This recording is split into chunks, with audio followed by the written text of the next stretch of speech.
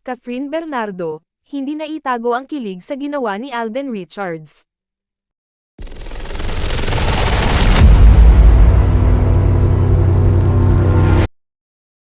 Hindi napigilan ng kilalang kapamilya actress na si Catherine Bernardo na makaramdam ng kasiyahan at kiligin sa pagsurpresa sa kanya ni Alden Richards sa ikalawang selebrasyon ng kanyang 28th birthday.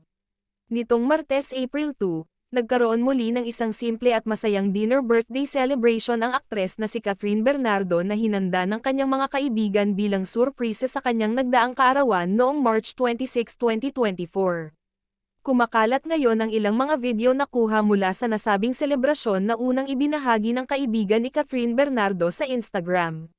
Bukod sa mga video, kumakalat rin ang mga larawan ni Catherine Bernardo at Alden Richards na sweet sa isa't isa. Dahil dito, marami ang kinilig dahil na rin sa dala ni Alden Richards na bouquet of flowers at regalo para kay Catherine. May mga video pa na tila kinikilig at naghihiyawan ang mga kaibigan ni Catherine Bernardo sa pagdating ni Alden Richards na tila ba tinutokso silang dalawa. Kaagad namang umani ng samot-saring reaksyon at komento mula sa mga netizens ang mga nasabing video ni Catherine Bernardo at Alden Richards kung saan marami ang nakapansin na tila dumadamoves na ang aktor para maging susunod na boyfriend ng dalaga.